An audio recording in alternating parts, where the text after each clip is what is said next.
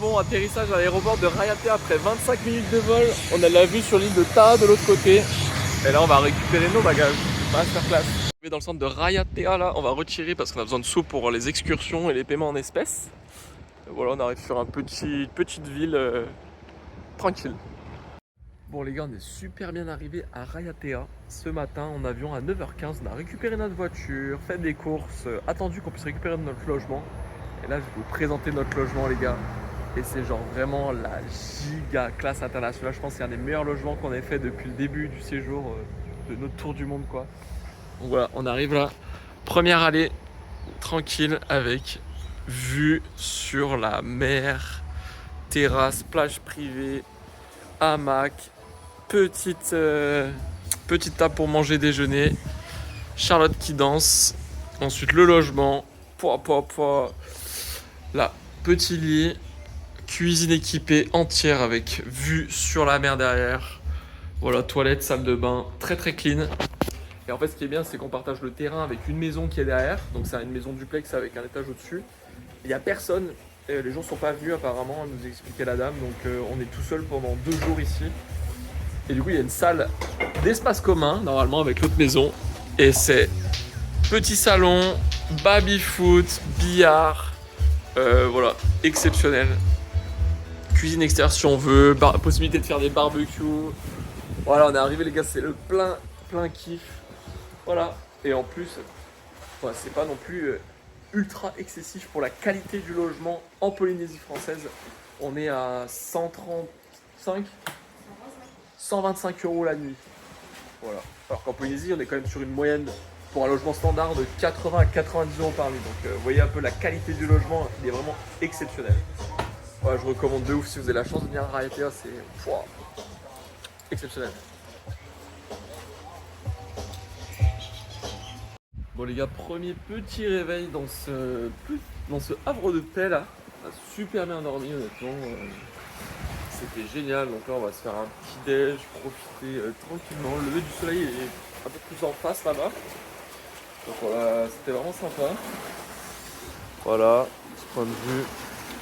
Et ce matin on se prépare parce qu'on fait une excursion bateau toute la journée. Donc pour aller sur l'île en face de Raiatea qui s'appelle l'île de Taha.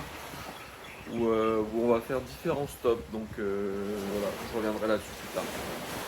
On est retourné dans le centre, on va faire une petite excursion avec Blue Lagoon qui veut nous emmener un peu faire le tour des îlots autour avec une ferme perlière, la plantation de vanille, un tour de Taha, la rivière, tout ça. Donc voilà, là on les rejoint normalement à la station Shell qui est tout au fond là-bas. Premier arrêt du jour du coup c'est la vanillerie. Là c'est toutes les étapes pour faire la vanille, donc c'est vraiment impressionnant tout ce qu'il faut faire. C'est genre ça prend 3 ans et demi à peu près avoir une production pour les premières fleurs. Et donc là il y a une petite gousse qui vient d'apparaître. Tadadam.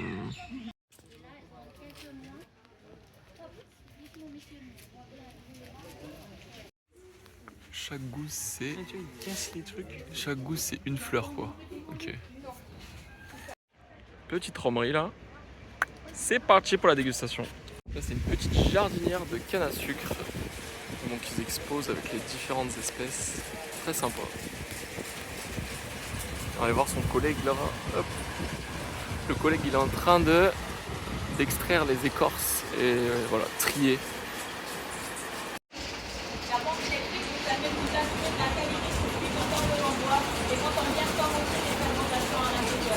La production de l'alambic. Là c'est Jackie. Alambic avec à la biomasse. Voilà. La collection, les rhums en haut là. Bah.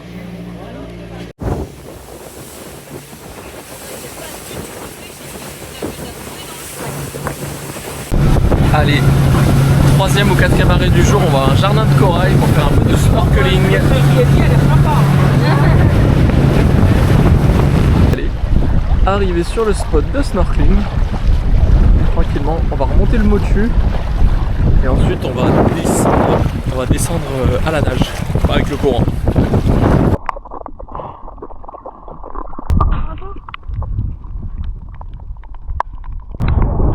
On a fini le jardin de corail, c'était très sympa, franchement il y avait beaucoup de couleurs, pas mal de poissons, c'était cool. En plus on s'est laissé traîner par le courant, donc c'est hyper facile, il n'y a rien à faire. Faut juste faire attention de ne pas trop abîmer les coraux, il y a pas mal de gens qui les abîment, mais bon, nous on essaie de faire attention. Voilà, et là on va retourner au bateau tranquille, puis on va aller se faire à manger. Et voilà le cadre avec... Super, l'eau est limpide, c'est cool, regardez, hop.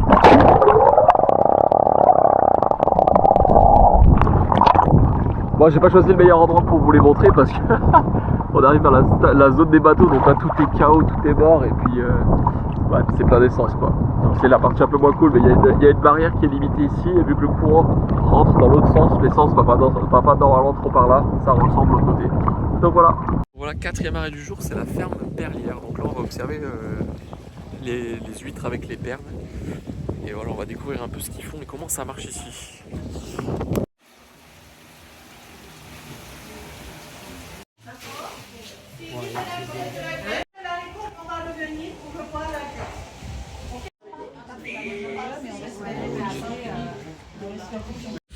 Regardez-moi ça.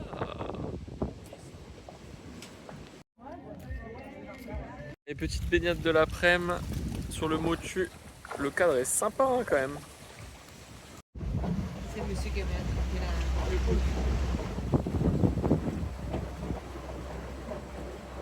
la... Il y a petit apéro, bière, chips et la vue après l'excursion.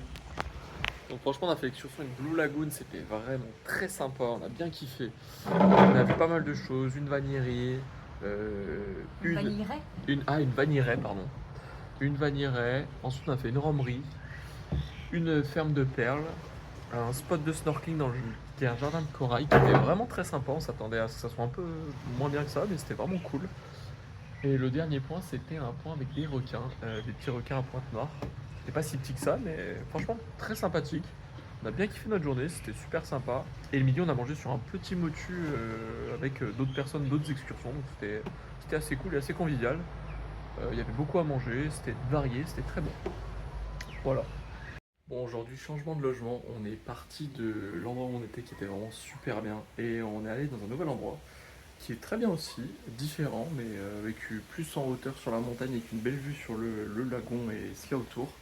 Donc voilà, on est arrivé à Bellevue, ça s'appelle Raiatea Bellevue. Très sympa, c'est pas très loin du centre. Et voilà à quoi ça ressemble. Donc là, c'est la chambre, Charlotte. Derrière, c'est douche plus WC. Petite cuisine équipée avec 2 plaques de gaz. Hop, et ensuite une petite piscine avec la vue derrière qui est magnifique. Donc aujourd'hui, voilà, nous voilà arrivés après avoir récupéré notre logement. On a pris la voiture et aujourd'hui on a décidé de faire le tour de l'île et de faire un petit peu les différentes activités ou les petits points d'intérêt qu'il y a autour. Donc notre premier arrêt, c'est le jardin botanique. Qui était situé proche de notre ancien logement, donc on a fait un petit aller-retour on va dire, et puis voilà on va sortir de la voiture et puis découvrir ce petit jardin. En tout cas les routes sont très belles, c'est très verduré, c'est magnifique et c'est parti. Regardez, tac, et voilà, donc c'est le jardin botanique de Faroa. On prend de l'eau et puis on est parti. Bon voilà, on démarre cette visite, là on arrive sur l'entrée. Donc on va partir sur la gauche. Tac. Donc il y avait un petit plan qui nous expliquait qu'il y avait différents types de plantes là, les plantes de montagne, les plantes ornementales qui étaient utilisées pour la décoration, cérémonie et tout ça. Et ensuite il y avait des plantes humides, je sais pas trop ce que ça s'appelle les plantes humides, je pense qu'ils poussent en région tropicale. Et puis voilà, on se fait une petite balade tranquille. Regardez, les petites fleurs. Voilà. Bon, voilà, on a quasiment fini le tour en quoi, petite vingtaine de minutes. Donc, il y a pas mal d'espèces de plantes qu'on avait déjà vues à Tahiti. Donc voilà, c'est juste histoire de se balader dans un cadre un peu sympathique, c'est vrai que c'est quand même agréable. C'est calme, c'est très vert, donc c'est cool. On se fait un petit stop sur la route et puis on va continuer tranquillement notre chemin autour de l'île de Raiatea. Petit repas du midi, on a craqué sur un petit burger à la roulotte Tebahin. Bon, petit arrêt de l'après-midi sur l'île de Raiatea, c'est Taputapuati, donc qui est un lieu inscrit au patrimoine de l'UNESCO, donc qui recense la vie ayant été découverte ici en Polynésie il y a plus de 900 ans après Jésus-Christ. Ça date de 900 ans après Jésus-Christ, les premières traces des Polynésiens en Polynésie orientale. Et puis voilà, on va commencer la visite avec l'histoire. Et le site des lieux avec les vestiges, tout ça, qui sont en bord de mer, donc très sympa. Voilà. Donc voilà, la chronologie elle est pas mal faite. Voilà, là c'est le peuplement humain connu en Polynésie française. Et 1400-1500 c'est les dates des premiers marae datés. Donc je crois que les marae c'est genre des habitations. Donc voilà. Temple ou habitation? Hein? C'est un lieu sacré. Un lieu sacré? Bon ok. Ça c'est un marae. Donc en fait un marae c'était une sorte d'architecture pour les cérémonies et les rites religieux. Donc sur cette place-là, ils ont exécuté, il y avait des sacrifices humains carrément au bord de l'eau. Dans ce qu'ils décrivaient en tout cas sur l'histoire des panneaux. Donc c'était, voilà, c'est un peu triste, hein, c'est quelque chose, mais c'est quand même pire cadre pour mourir, hein, même en étant sacrifié. Hein. Donc là on est au marae d'investiture, donc c'est là où ils couronnaient justement les grands souverains délignés des Tamatoa, qui étaient on va dire les chefs dirigeants politiques de l'époque. Bon, après ce petit passage au temple là, marae, au marae et tout ça, à Taputaputie, on est passé maintenant sur la route traversière de l'île, donc c'est à dire qu'on traverse d'est en ouest actuellement. Et donc ça grimpe petit à petit. Et là on s'est arrêté à une première promenade qui s'appelle la promenade des Gabbros. Des Gabbros, donc on va voir, c'est un petit chemin dans la nature où ça monte un peu en hauteur avec un point de vue. Et on va faire ça. Ça dure environ 35 minutes, 45 minutes. Bon, ils ont un peu surestimé la valeur. En vrai c'était même pas 5 minutes pour monter jusqu'en haut. Et voilà la vue qu'on a ici.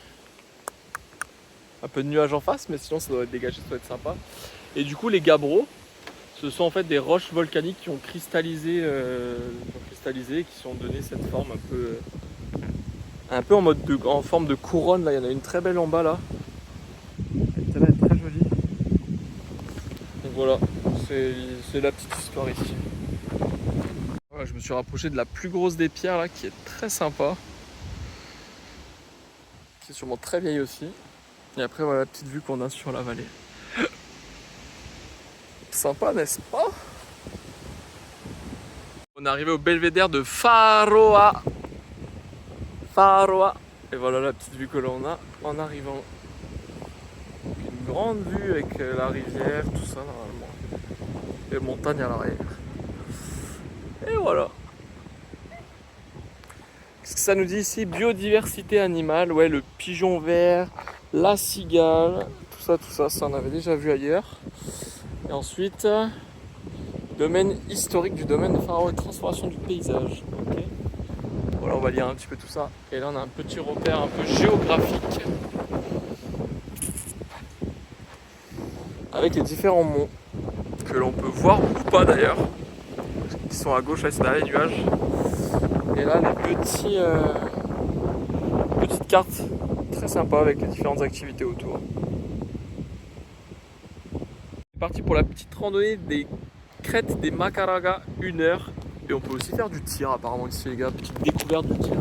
On va tirer dans la nature, Non, on va juste faire la petite marche et puis voilà.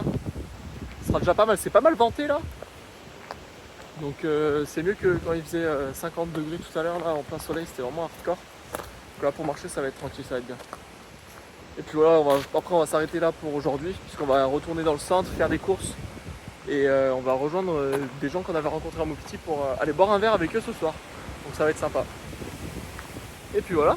Alors je sais pas si on monte sur la crête tout en haut, parce qu'ils disent on monte sur la crête, mais ça m'étonnerait qu'on monte jusque là-haut en 1 heure quoi. En 30 minutes même, parce que c'est 1 heure aller-retour. Voilà, bon on va continuer tranquille. Bon on a déjà bien grimpé hein. Ça a un peu bougé là, et on arrive sur je pense la fin, il y a des grandes cordes pour arriver jusqu'au bout. On va avoir une super vue. Là ouais, bien fatigué parce qu'on a quand même bien tracé là pour cette première ascension. En fait on doit se bouger le cul parce qu'il faut qu'on passe aux courses à Carrefour. Et qu'après on rejoigne les autres. Donc il faut vraiment se dépêcher entre guillemets pour la faire parce que sinon c'est la merde. Donc voilà. En train de grimper tranquillement. On arrive quasiment en haut je pense. Ah ouais pas mal. Putain. Petite vue là-haut sur la mer. Le lagon et tout. Chachou en PLS. Tiens de l'eau. Et voilà. Je pense qu'on arrive au bout. Ah, c'est pas le bout? Ok. Ah, mais c'est impossible qu'on monte là-haut. Hein. Je pense pas. Hein. Voilà. Bah, déjà, ce point de vue est très sympa. Là, on est arrivé au bout avec le panneau. Il faut faire demi-tour. Et la petite vue qu'on a là sur l'autre côté. Très sympa. Ce côté-là, on a la mer, le lagon avec la mer derrière. Et de l'autre, les monts. Bon, qui sont pas découverts et la vue sur la vallée. Très sympa. Allez, c'est reparti. Maintenant, il faut faire demi-tour. Ça va, au final, on a mis quoi 20 minutes à monter, je crois. Même pas. 15 ou 20 minutes pour monter, donc c'était assez rapide. Voilà. Franchement, on se l'est donné pour une fois. Et voilà, là on repart dans l'autre sens. C'est parti. La petite vue depuis la maison là, très sympa. Je sais pas si je l'avais bien montré tout à l'heure. Et là, ils ont aménagé un espace pour faire les petits déjeuners pour pouvoir voilà, avoir une petite vue le matin qui est très sympathique. Sinon, ouais, je voulais montrer, ça ressemblait peut-être à ça, la piscine, leur maison, la vue. Allez, petit retour. Ouais, petit bar-restaurant, ponton à l'avant avec petite vue sur la mer. Et là, petite table. Bon, aujourd'hui, c'est notre dernier jour complet sur l'île de Raiatea. Ce matin, petit déjeuner détente à la maison, petite mangue, des compotes, tout ça. Regardez, là, toujours la petite vue qui est magnifique. Aujourd'hui, c'est très ensoleillé. Vraiment canon. Et là, on va se faire à manger ce midi ici, puis on va partir cet après-midi pour la partie de l'île qu'on n'a pas encore explorée, c'est-à-dire l'ouest de l'île. Et puis voilà, on va faire ça tranquillement cet après-midi pour visiter cette dernière partie de l'île. Et ensuite, on va rentrer et demain matin, on s'envole pour Bora Bora. Voilà, petite dédicace à Lénie et Violette qu'on a eu ce matin au téléphone. On a pris la voiture pour se balader sur la côte ouest. On s'était arrêté à un endroit qui s'appelait Raiatea Lodge, je crois. C'était justement pour aller sur le ponton parce qu'il y a un mec qui vend des kayaks là-bas. Qui loue des kayaks, pardon. Malheureusement, c'était du temps de midi, donc c'est fermé. Donc on a décidé de continuer le long de la route là en se baladant, mais en fait la route a une super vue sur la mer et tout, mais il n'y a absolument rien à voir ni à faire sur le côté. Donc là on s'est posé à un endroit un peu aléatoire autour de l'île et on va essayer d'aller marcher un petit peu plus loin là dans le coin. Voilà. Et après on va retourner dans l'autre sens au niveau du kayak parce que ce sera d'ici là ouvert.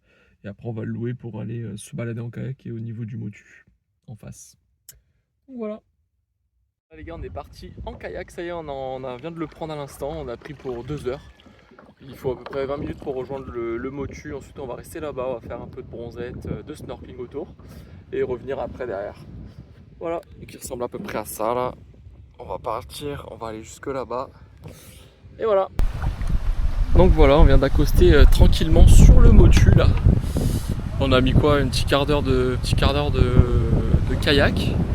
Et là on a sorti les masques, l'équipement et on va aller, regardez, on va aller se balader tranquillement dans l'eau. C'est de voir s'il y a des petits trucs à voir ou pas. Bon bah ça y est, on a fini le snorkeling ici. Bon, on n'a pas vu grand chose de nouveau. Hein. Il y avait quand même pas mal de coraux morts.